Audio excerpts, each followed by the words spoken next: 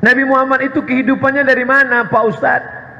Dia awal-awal hidupnya mengambil upah, membawa kambing, onta, lembu ke gurun pasir, yaitu menggembalakan kambing. Setelah dia agak besar sedikit, barulah dia membawa barang-barang dagangan. Lalu kemudian setelah menjadi nabi, ada yang dihalalkan bagi Nabi Muhammad yang sebelumnya tidak pernah dihalalkan pada nabi yang lain. Itulah dia ghanimah, harta rampasan perang. Boleh Ustaz cerita sedikit berapa perolehan harta rampasan perang yang diperoleh oleh Nabi Muhammad sallallahu alaihi wasallam? Pindah ke Madinah, umur Nabi 53 tahun.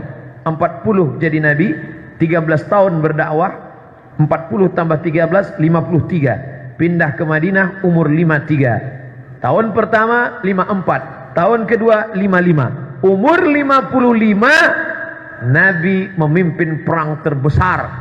Perang itu bernama Perang Badar. Makanya Badar dijadikan salah satu tawassul. Bi ahlil badri ya Allah, berkat keutamaan orang yang ikut perang Badar. Perang Badar puncak karir umur Nabi 55 tahun. Badar dengan Madinah jaraknya 150 km. Naik kuda 150 km, umur 55 tahun. Cari umat Muhammad sekarang yang berumur 55 tahun, kasih kuda, suruh naik.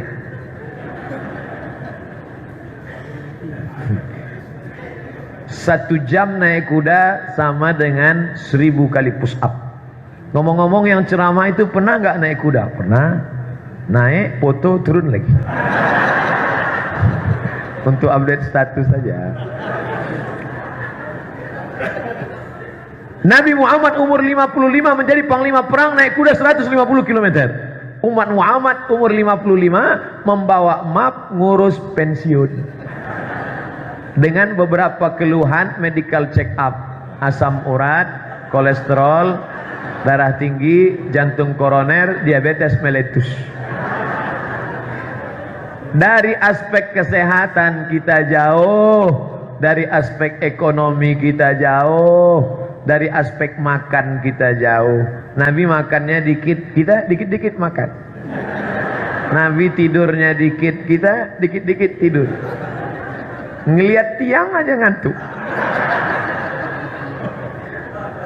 Tapi mengaku umat Muhammad sallallahu alaihi wasallam. Alhamdulillah masih ngaku.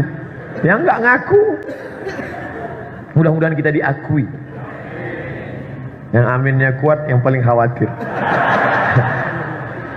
Lalu kemudian Nabi berperang, dapat harta rampasan perang. Berapa yang diperoleh?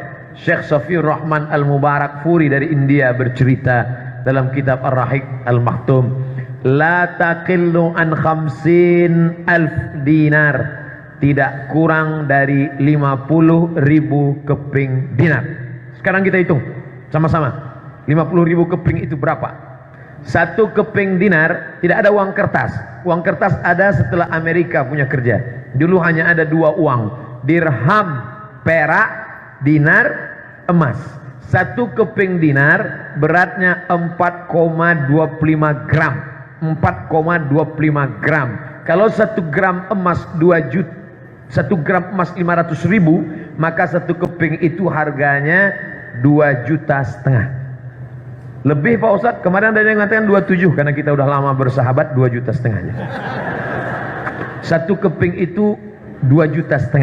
Sekarang kita hitung 50.000 keping, 2,5 juta kali 50.000 keping sama dengan